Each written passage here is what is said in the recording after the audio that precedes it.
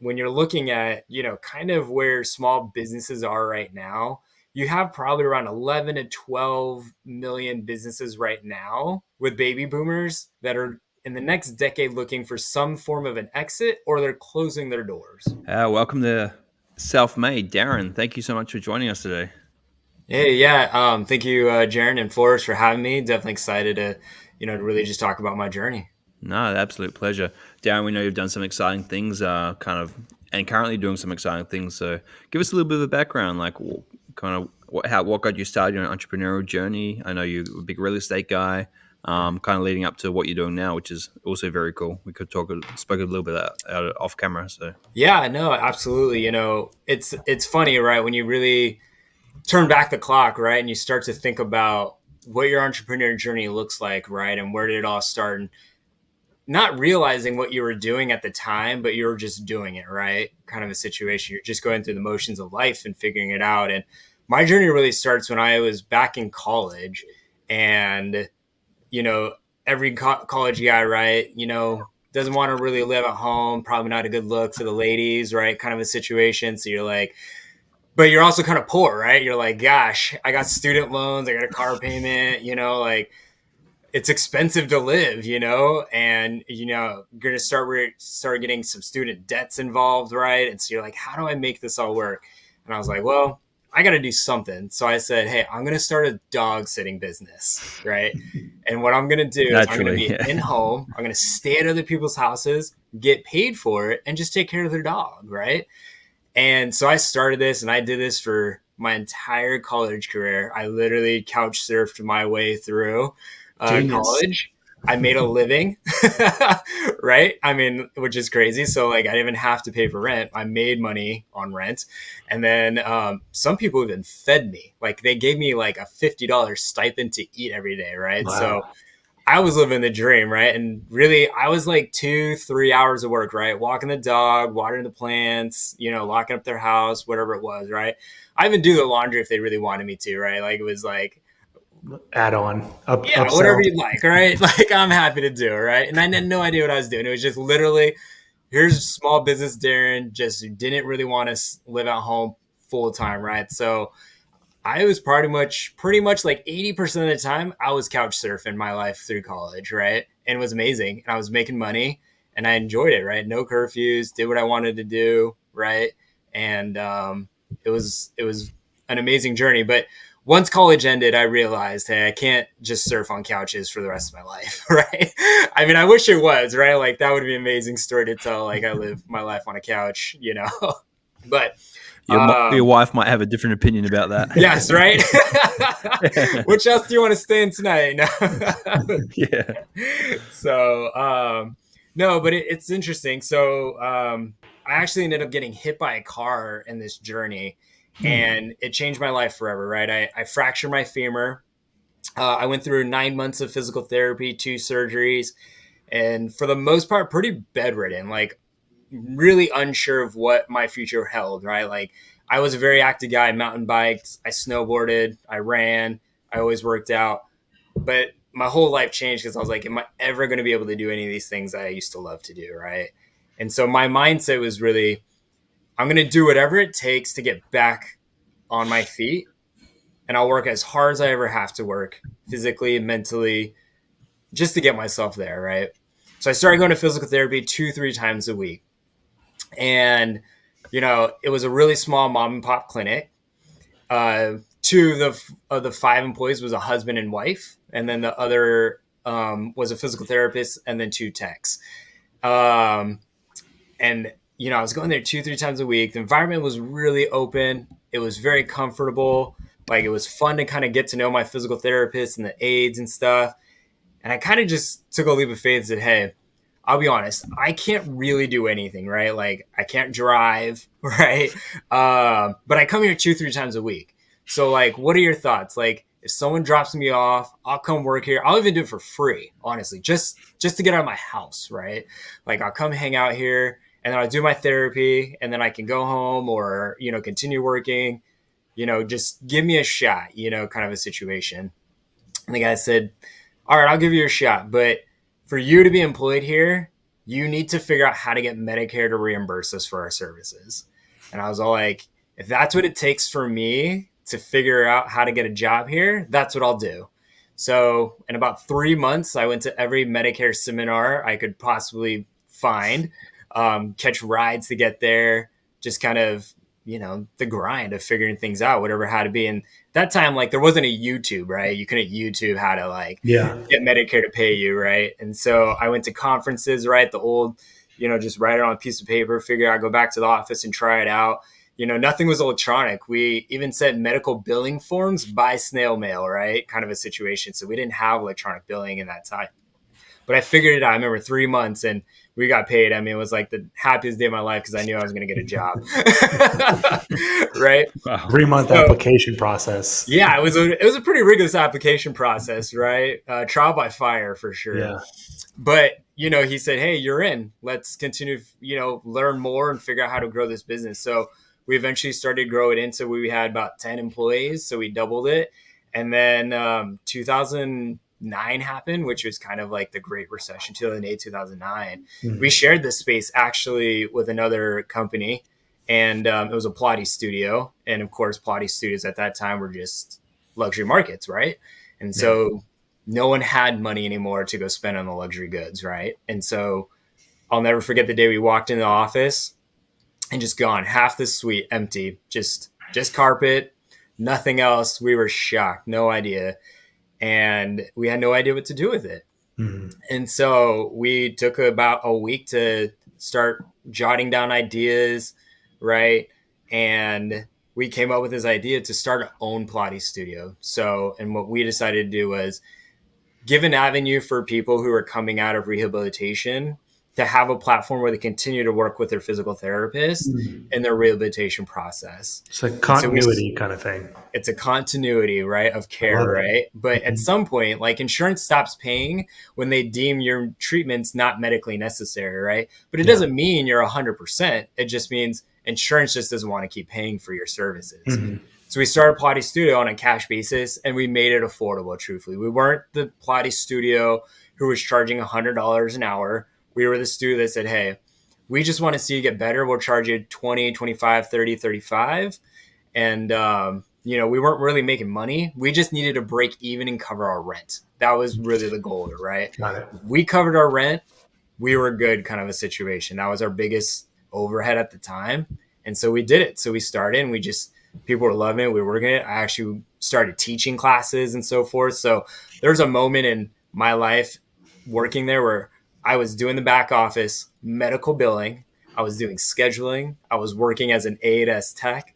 I was also a Pilates instructor. It was a small business, right? Where everyone did a little of everything, right? Like, it was never one person dedicated to a specific part. We were too small, right? So, I had this journey of just really growing, watching this business. Eventually the owners became absentee and left it to me and my business partner at one point. And we were on this journey to Las Vegas. And, I was just we were just talking about all the things that were going on in the practice, how we were doing. And I said, it's funny. Like, we kind of run this practice like it's our own. Like, we don't own it. We don't have equity. We're just employees. But we know this business well. What do you think if we were to turn around and ask the owners if we can acquire this business? And she's like, I've never owned a thing. And I was like, hey, truth be told, I've never owned anything this big either, right? This would be a journey that it's a leap of faith. It's a leap of faith in me. It's a leap of faith in you and our skill set and what we think we can accomplish. And if you think we can do it, I think we should ask. The worst of the case scenario is that they say no, and we continue to go back working for them, right? Like, there's no loss in it, right? Right. And so she said, okay, let's do it. So we went to the conference. It was a Saturday morning. I picked up the phone and I called them and I said, hey, I've worked for you for like 6-7 years. I know this business inside and out. We've grown it. We've been operating it for you. Do you think we could do the acquisition side with you? And he was like, I've been waiting 2 years for you to ask me to buy this business. And I'm like, wait for 2 years? Like, why wouldn't you just ask me to buy it, 2 years ago? He's like, because you needed to have that own belief in yourself that you could do this. Wow. I couldn't do it. for you, right? Like you needed to come to this realization for yourself, and you did. It took you some time, but you know what you're capable of. I know what you're capable of. Go do it, right? And so we did it. I will tell you, finding funding to do a business acquisition is the hardest thing I ever have done in my life. It took me 9 months to essentially close this deal to make sure the funding was in place. Wow. It sounds like it took about just as long as your rehab. Yes, it Yeah. did. But we got it And done. And probably we more painful. closed. Yeah, more painful. So, yeah. August of 2013. So that was my very first acquisition. I'll never forget it. We actually closed on my mother's birthday. So it's kind of a fun little gift to myself and my family of just, this journey, right? And 3 years later in 2016, we had an opportunity about 15 miles north of our existing clinic to actually acquire a second clinic. This clinic, unfortunately, just wasn't making it, right? They didn't have enough patients coming in. They didn't have the right model. They didn't have systems. They didn't have processes. They just had a shell essentially of equipment and no patients, right? And so they just needed it offloaded. So we came in and said, hey, we'll buy your existing book of business. We'll buy your equipment. We'll buy out the lease and so forth. And we'll take it over for you. And they were like, great, let's get this deal done. So we did our second acquisition. We essentially rolled them up underneath one umbrella of a brand. And then in 2021, we really worked really hard to really scale our operations, scale our systems, processes, marketing, continue to grow our Pilates as well. And we put it on the market to see who would be open to doing acquiring us essentially. And we actually had a private equity firm come in and buy us out. We had just about a 10x multiple in our EBITDA, on our adjusted EBITDA. And that was, a moment for us that really changed me and my business partner life in a really positive way, right? We just really got to see the power of doing acquisitions, growing and scaling, right? Adding marketing to these types of businesses and just being leaders, honestly. Like that was the one thing that I loved the most out of anything that I did was I got to lead a team of almost 35 different employees. And that was something that was special to me that I still carry on to this day as a leader in all my communities and stuff, is to really be a teacher, be an educator, right? And just kind of someone who really gives back, because the value in just providing education and support and leadership is something that you just don't get anywhere and everywhere. But it's also, the truth be told, the thing that really made me successful, right? Is that when you're a strong leader, people will follow you and they'll work hard for you, kind of a situation, because they buy into your vision, right? And those are now still my closest friends, to be honest, right? Are those who help me build that business, help me scale that business, and do the acquisition side. And I'm always, anyone knows me, I'm a very generous individual, and my entrepreneur journey will always consist of keeping everyone in my wheelhouse, right? If you're with me, you're going to be my ride or die partner, right? And I feel fortunate for that, right? To have those opportunities. In this whole process, I actually ended up buying into a franchise boutique fitness brand that I started kind of in the health and wellness space. Again, kind of something that worked really well in our wheelhouse. Unfortunately, the pandemic happened. Well, good and bad, right? So really hard to start a business in the pandemic.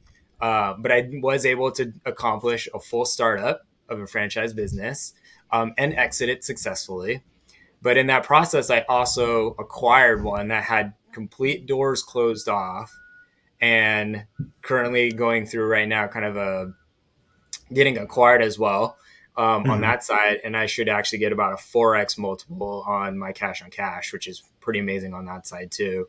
So I've had an opportunity really to do some startups, some mergers and acquisitions. And in fact, the PE firm who actually acquired my physical therapy practice, I went to work for just shy about a year and a half. And we were the 35th and 36th clinic.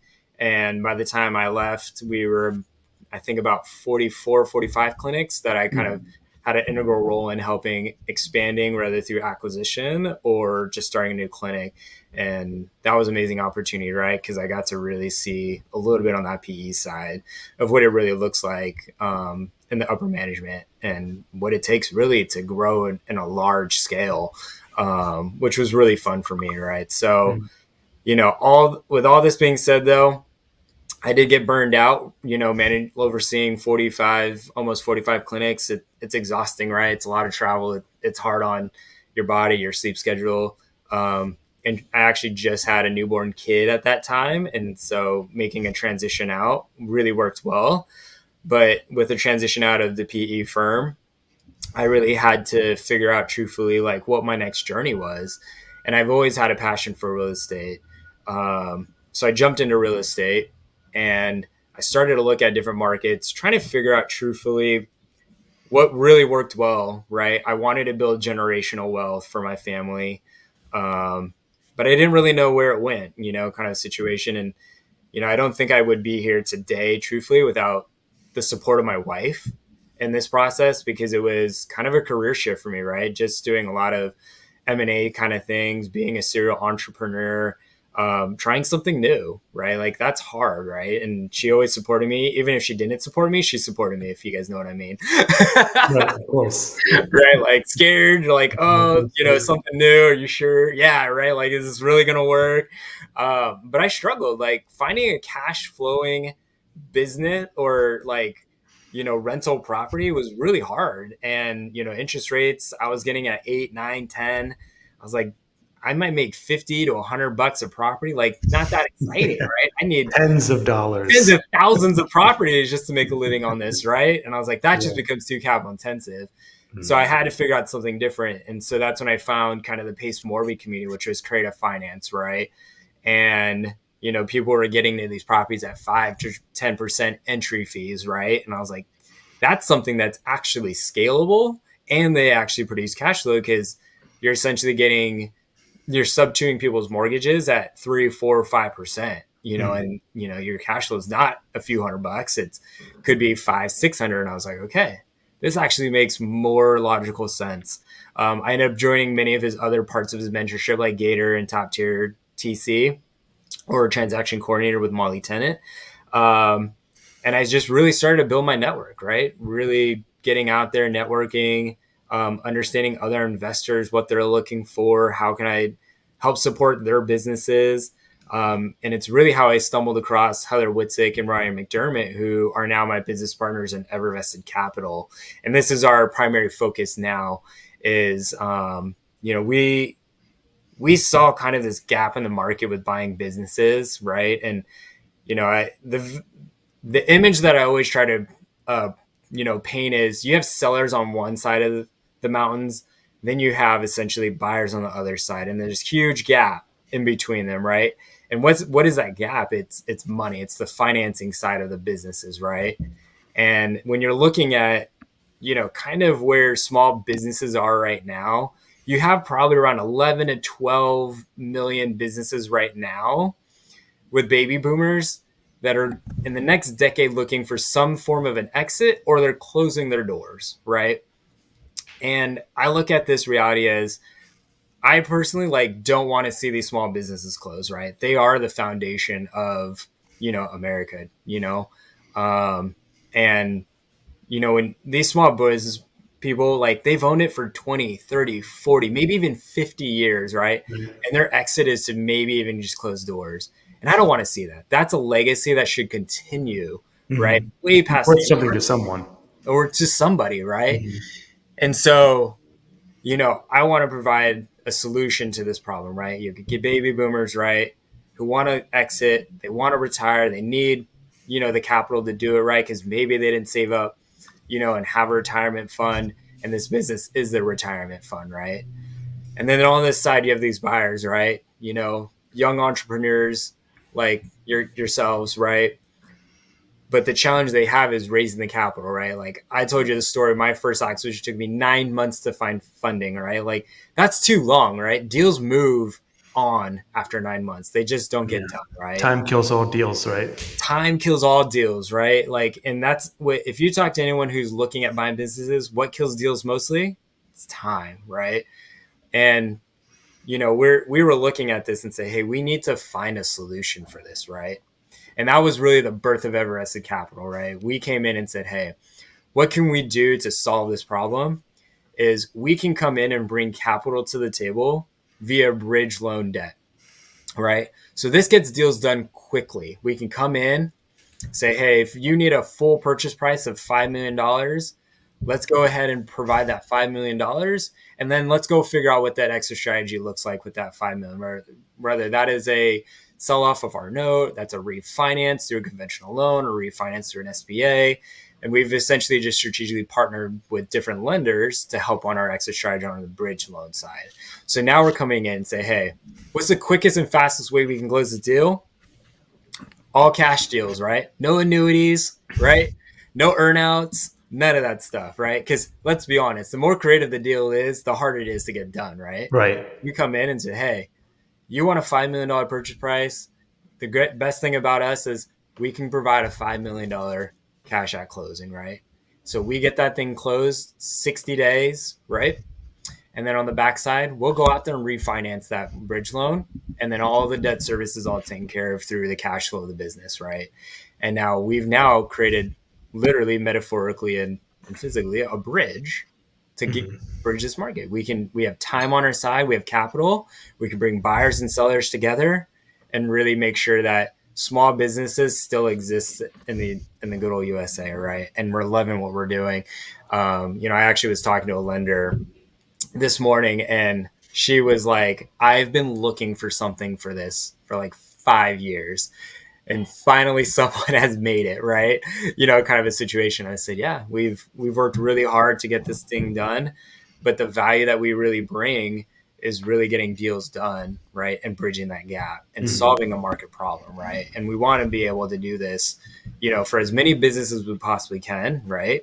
And have that journey with anyone who comes across us, right? Like, we can be super transactional, right? As a bridge loan lender, where we just get in and we get out on each deal. But we really want to be there to say, hey, not only can we provide the bridge loan, but we can also, take a small piece of equity in your business. And if you look at kind of our portfolio, what businesses can help you continue to grow and scale, right? So the vantage point that we have is saying, hey, we have a portfolio of businesses that can help you scale your businesses. We've got marketing agencies, you got a CPA, right? Maybe you don't have those things. Let's bolt them on. We got the cross scale. We have the cross sale, right? We can get our cost of acquisition down, right? Kind of situation. Maybe we have some tech built in as well, right? Like, you need some system processes. We got a tech business that can help you build out all of your system processes, digitalize the whole entire platform.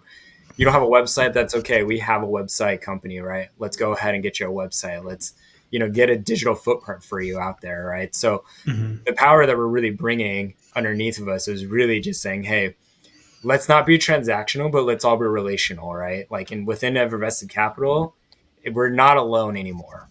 You have a full support system behind you that wants to see you be successful, and that journey is, really stems from where Ryan, Heather, and I have really come from, and saying, hey, we've never done business alone. Where that's a real estate transaction we've done, or a business acquisition, we've always had someone next to us, right? Like, I've always had my business partners in my physical therapy practice. I always had a business partner in my boutique fitness, right? I still have partners in Invested Capital. I even have some other, real estate business ventures also, again, with business partners, right? So when I look at like the overall arching picture, I've never done anything alone, and no business should be done alone, right? Truthfully, right? And if we can all leverage all of our resources, I mean, really, the sky's the limit for us, right? And so we're really passionate about really just seeing everyone be successful, and helping everyone be successful, right? And that journey has been just a lot of fun, because every time I get to tell my story, I get more and more excited about it, because I get to help the next person, right? And whatever that might look like. So that's a little blurb about myself and where we're going, and definitely excited. So Very cool, very cool. I'd love to dive a little bit more into kind of the ever-vested side, but first, can we touch on your exit? Kind of give us a little bit more information on that. Like, were you guys intentionally trying to exit, or did the potential of selling kind of fall upon your lap?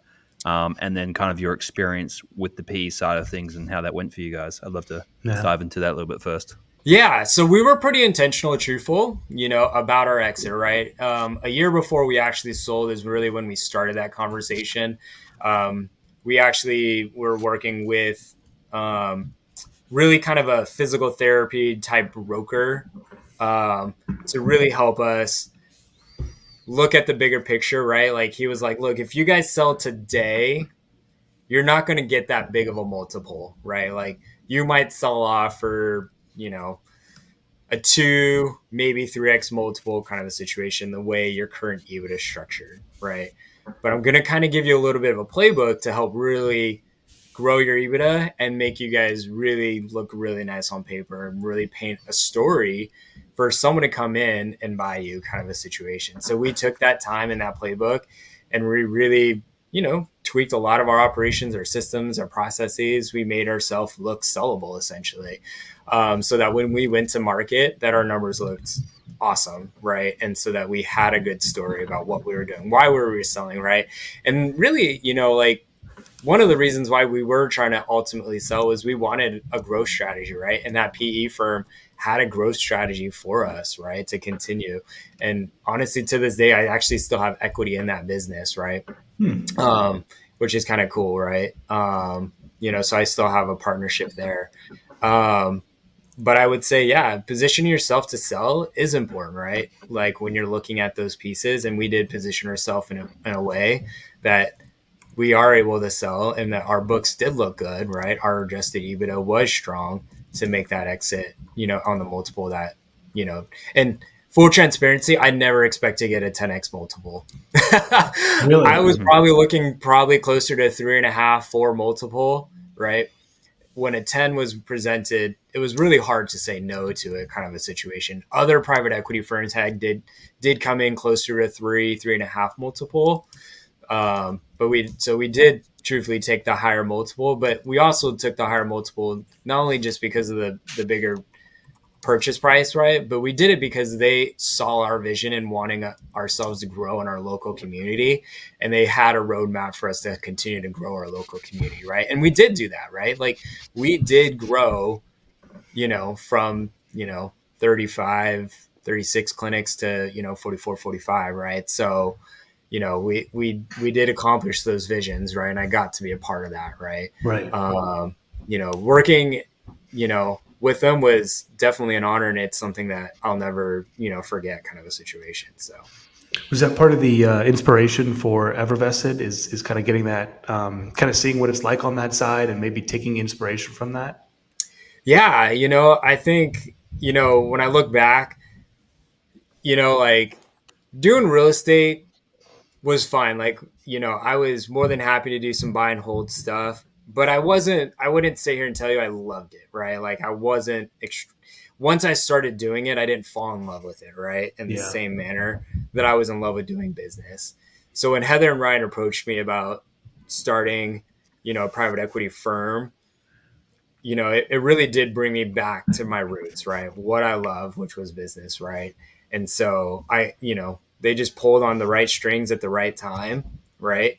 And I said, there's nothing more that I love more about business, right? And, Mhm. to this day, like I said before we jumped on, this is my 11th, call for the day. And all I did was talk to other operators, talked about businesses, doing the acquisition side, what makes sense, what doesn't make sense, what are the challenges.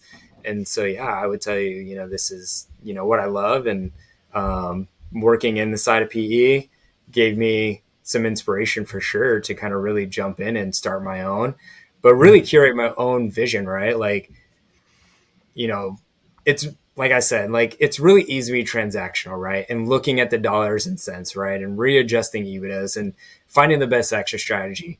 But it's a whole nother side to really build those relationships, right? Like for me, yes, we want to do big business, right? Kind of situation, but we really want those relationships too. We really want to grow. We Hmm. want to scale. We want to do it with the right partners, right?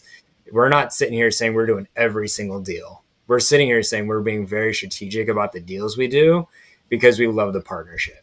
Hmm. Yeah, it's interesting because you guys aren't like really the end buyer since you're refinancing out of it. So you have a different type of relationship, more of like a partner rather than, I won't say like he's an adversary, but like they're the end buyer. They're the one who takes it over. Whereas you guys are more like coming along for the ride. It's interesting. Yeah. Yep. Yeah, I'd love to hear a little bit more about maybe some of the exit strategies you guys have for those bridge loans, like maybe the duration and like what you refinance off of. I'd love to get some more like the mechanics of how, the strategies for that. Yeah. So the bridge loans, typical terms are structured between 60 and 120 days. Hmm. Um, That's the quick. refinancing part of it. So bridge loans in theory are really typically designed to be short-term loans, right? Hmm. The terms of our loan structures are pretty simple. So we have a 2.5% origination fee and then a flat 10% interest fee. Those fees actually will get rolled into the SBA side of things. So we don't even charge it up front to the borrowers. It's just a fee that will roll into the Hmm. refinancing side. The refinancing side is really having the right strategic partners that are going to help us to go ahead and go through those extra strategies of our bridge loan, right?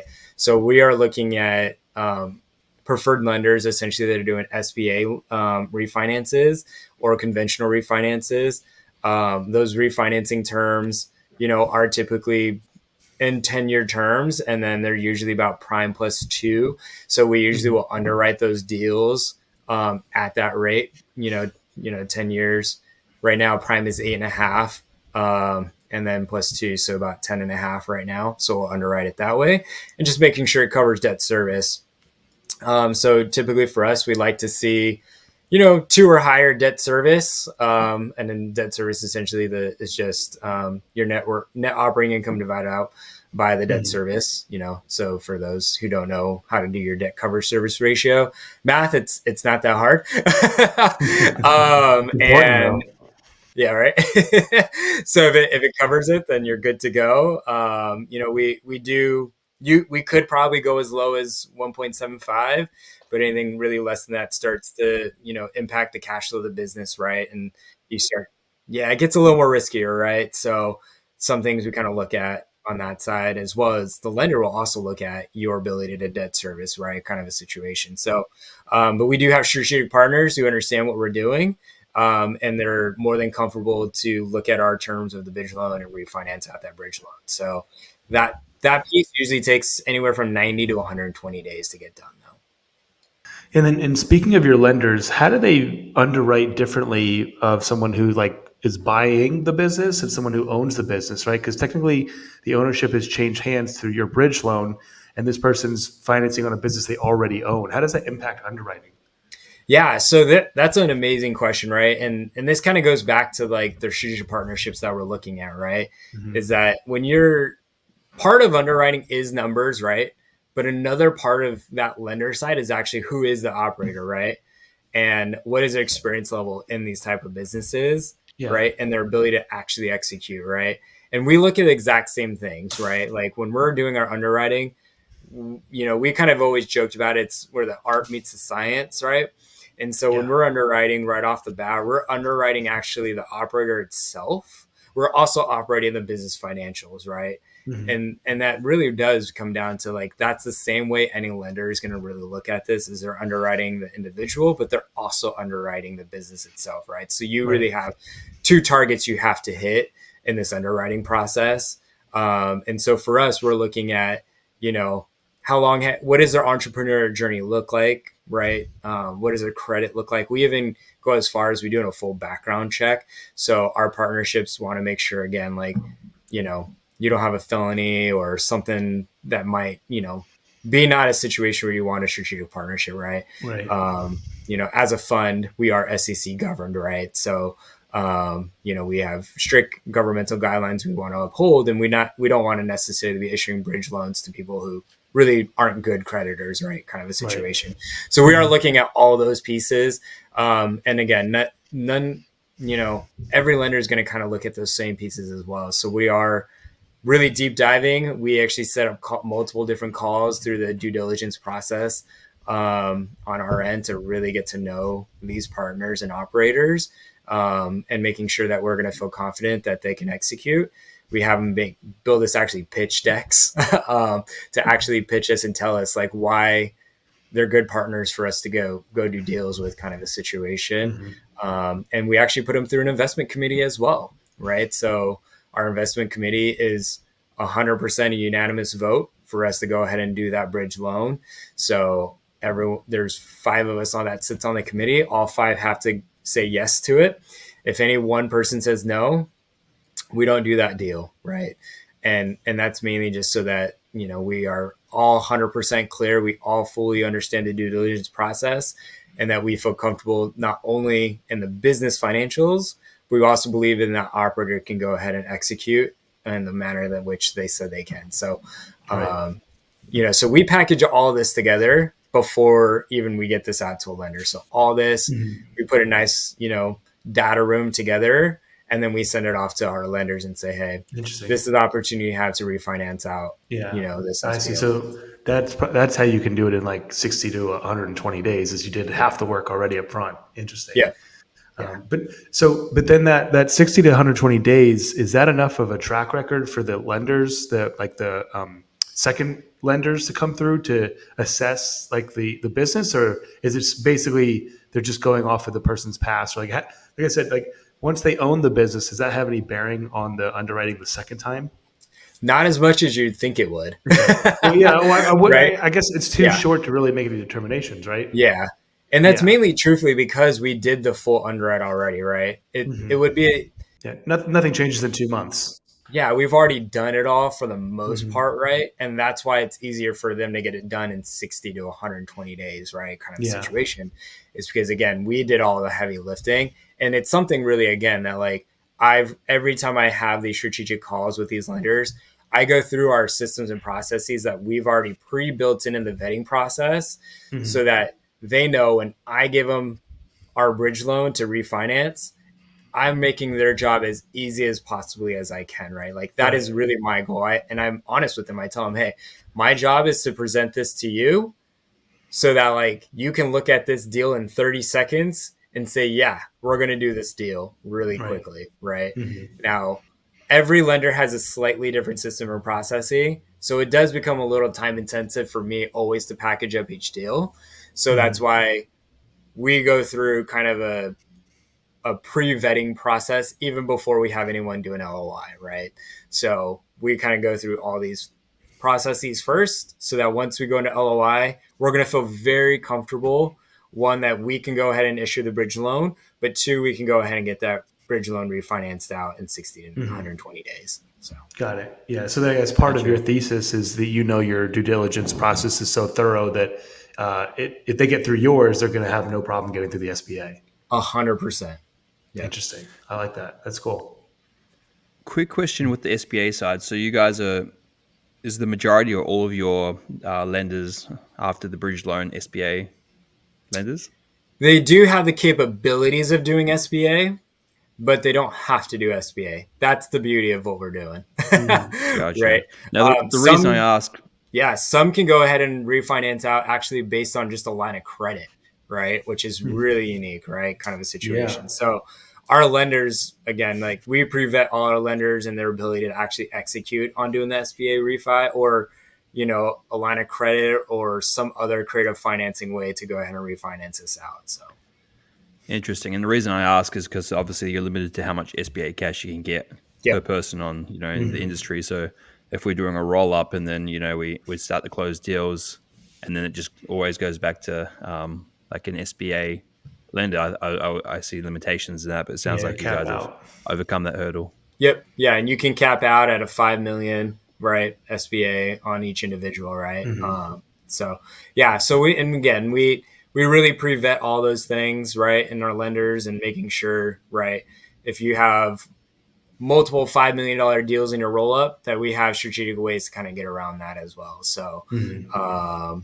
our lenders are pretty crafty in nature, right? And we love working with that creative side, of how we can do these types of deals. Mhm. For example, I had a call this morning with a nice lady out of Atlanta, Georgia, and she wants to buy an e-commerce business where the corporate entity is actually in Europe. And she was asking me about, doing an SBA type of a deal on it. And I said, hey, the SBA unfortunately doesn't lend on businesses outside of the USA. It has to be USA based company. So I said, the way that we can structure this deal for you though, is you can go ahead and do the acquisition side of it, do an asset purchase, but acquire the assets into essentially a United States or US LLC. And Mhm. then you can use our bridge loan to do it. And then after that, we'll go and refinance it out into an SBA loan. And the SBA will do it because it's a US based company, right? So, Right. so there's really, again, lots of creative ways that we can do deals, and just having the right strategic partners to do it. So, Love it. And did some of the creativity? I know you guys came out of the creative, maybe Pace's creative world, but are some of the lenders connected to that as well? Is that how you're finding these creative lenders? yeah, yeah. I mean, I think it's twofold, right? Is it's our hunger to figure out what are the most creative ways that truthfully, can we do these things? Like, they honestly are just ideas in our heads, right? And we just ask the questions: does this work? Can we do it this way, right? And it's pretty black and white. They either can do it or they can't do it, right? And if they can do it, I mean, we just created another, opportunity as an extra strategy. So Mhm. Very cool. Yeah. And then I know we were, off camera, we were speaking a couple of days ago about the uh, different types of ways you offer services. So you can kind of come in and be partner on one deal for, a bridge loan and kind of get them out, or you can come in more of a strategic partner side where you guys would partner with the vision of a group. And, if they're doing a roll up or doing like a tech buy or something, if you like the team, you like the partnership, like the visionary, you can kind of be more of a strategic partner. Do you want to touch a bit on that and kind of how that works as well? yeah, absolutely. And so, the idea really behind this was, again, one, we wanted to offer a loan product that they could bridge the gap, right? Which is essentially to say, hey, we'll create bridge loans, right? Now we can be in and out of those deals, kind of make it a little more transactional, right? But then there's a relationship side, right? And that relationship side is saying, hey, you have a very unique skill set, or your team has a unique skill set, right? But the thing you're most challenged with is the financing side. So why don't we come in as your financing partner essentially, right? And we'll dedicate a very specific amount of equity every single year out of our fund to go ahead and get your deals done, right? Kind of a situation. So we take off that financial burden, right? And we become your financing partner. But for that, we want a piece of equity, right? Because if we're not going to deploy specific amounts of capital into other deals, right? Then we are losing out on other opportunities, right? So we want to get a little, opportunity on the equity side of the businesses when we're reserving capital for somebody else. Right. So, if we can get, help them and grow them, and we can see the vision and the partnership makes sense, then we go ahead and create a partnership where the terms are set. We don't have to do them deal by deal where, hey, on that deal we're doing a 20% equity, that deal we're doing a 5%, that deal we're doing 15. The terms are all set. You're a partner, we're your partner. We're going to do a 20% equity split and share in that, or 30, whatever it is that we, come to meeting of minds with. And then we take care of that. We execute that plan saying, hey, we're going to do 2 acquisitions a year, each around a target of $5 million. That means we need to allocate $10 million, to our partnership. Then we're going to allocate Mhm. 10, and we're going to lose out on some opportunity with not issuing, $10 million somewhere else. But we'll also hopefully will participate in the upside of that business. So Mhm. in our partnership. Got it. So Love it. then, And go ahead. And then, do you guys have a kind of a ideal deal size that you work with? Obviously Yeah. it's pretty variable, but is there an upside on that? Like, you kind of won't deal with people doing, say $20 million or up, or you won't do, even lower deals, maybe $500,000, $250,000. Kind of, what's your what's the floor and ceiling on what you guys operate in? Yeah. So right now we're really focused on kind of the 500 to $1 million EBITDA.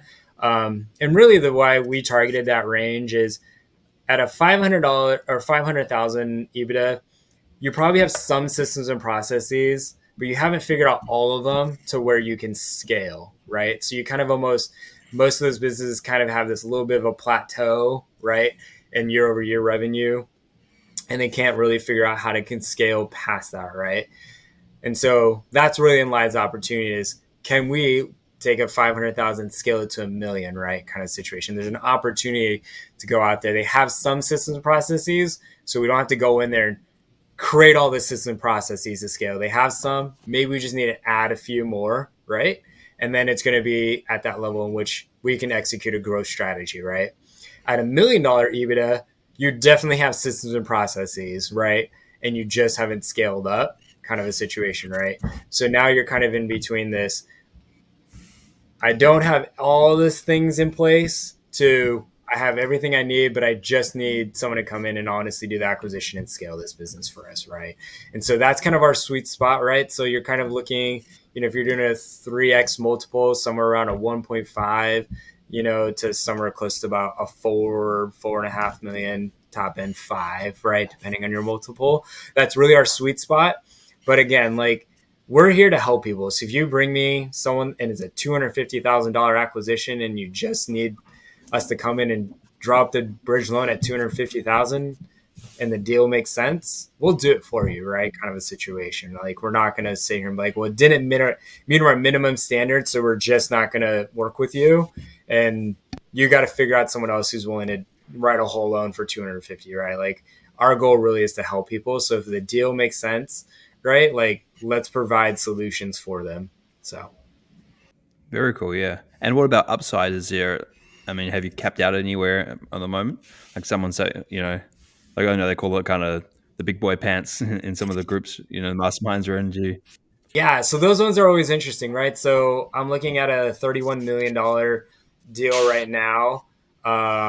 They're going through an SBA side of deal, and they need a 10% equity injection. So they're coming in with that, hey, the SBA is going to cover, 80%, 10% is going to be on a seller finance note, 10% we need the equity injection. So this is a really unique proposition where we may not provide the whole capital stack, right? Of 31 million, but we can come in and just do the 3.1, right? And then we can be creative about, again, our extra strategy on that 3.1. So the deal size isn't as scary because, again, we have creative solutions to most deal structures. But again, the deal just has to really make sense, right? Does it pencil out? Is there a growth strategy? Are the right operators in place, right? We don't want to issue loans that aren't going to perform, essentially. So Would that one be a bridge loan, or that'd be different? Like, how would you refi that we would piece? still do a bridge loan at the 3.1 million, and then we would work with our lenders, right, to go ahead and have a creative solution to refinance out either part of the 3.1 million or all of the 3.1 million. Okay, because they'd have to take a second position, wouldn't they, behind the SBA? Yep. Yeah. And we again, like the beauty of what we can do is we can restructure our bridge loan into a full just 10-year amortization loan if we really needed to, right? Like Yeah. we truly struggled, right, to get that $3.1 million refinanced out by one of our preferred lenders, then we would go out there and just restructure that 3.1 Yeah. into, a 10-year amortization table, prime plus 2, right? And we would just be a lender on it. So. Yeah. So yeah, there's lots of ways to win. Exactly. What does it look like for you guys balancing? I know you guys are a fund, so you have to go raise money. What does that look like balancing those two? Just curious, from like because I've never been part of a fund, like balancing finding the deals and finding the investors as kind of like a marketplace. Yeah, What is I that think that's a like? great question for us. And that really comes down to our team. Like I'm one person on the Evervested Capital team, truthfully. But we have a full team on every one of our departments, right? So Ryan McDermott, he actually is our fund manager. I joke about this. He's essentially the guy who keeps us out of our orange jumpsuits. So he really works on the legal and compliance side of things to Yeah. make sure we're up and ethical and we're not doing anything that's not within the guidelines of the SEC. Yeah. So he has a big job just keeping us in line and compliant, right? Making sure our audits are all, clean kind of a situation. We also have our chief lending officer, Russell Dygart. Um, this is his fourth debt fund essentially. So he's really the meats and potatoes of our fund, to be honest, and understanding how debt works and how we issue debt. Um, and then we have Heather Whitsick. She's our head of capital markets. And so she's doing all of our capital raising, and she actually has someone underneath of her, Eddie Charger, who also we met with in the Sub 2 community, who's also helping us raise capital. So we have those two individuals raising capital for us all the time. And then there's myself, who's really going through a lot of the deal, right? I would tell you, I look at anywhere from about 5 to 10 deals a day, doing underwriting pieces, just quick underwrites as well as full blown underwrites. So doing financial performance and so forth. And underneath me, we have an acquisition manager who's also doing deal sourcing for us as well. Where again, just kind of an added benefit within Evervested Capital is if you are a partner and you have a roll-up vision, right? We can help you execute the acquisition side of that roll-up, right? And we can do the deal origination side, which is really cool. Yeah, we'll have to talk about that piece. Yeah, and we can find great deals and put operators into them, right? Kind of a situation, and we can have long-term relationships again. So, so I wish I could tell you I do it all alone, but truthfully, there's no way I would ever be able to do what we do, right? It's not as fun either. Well, awesome, Darrin. Thank you so much, bud. If there's, I can see your number on the business card behind you, but is that the best way for people to reach out to you? Anyone that's listening that might want to connect with you? Yeah, absolutely. By email or phone number is a great way to connect with me. My social media handle is Instagram. I'll be the first one to tell you I'm not great at it. But my Instagram handle is envision _a _new _you. So. Okay, perfect. Well, thanks again for coming on, bud. We'll have to catch up again in the future and see how everything's working out with the deals, and excited to see. Absolutely. Well, thank you for having me. I really appreciate you guys' time. Yeah, man, this was fun. I really like what you guys are doing. I think it's cool how you're taking a different approach, but solving a huge problem. I love it. Absolutely. Thank you, guys. Cool, man. Chat soon. Thanks, bud. Bye.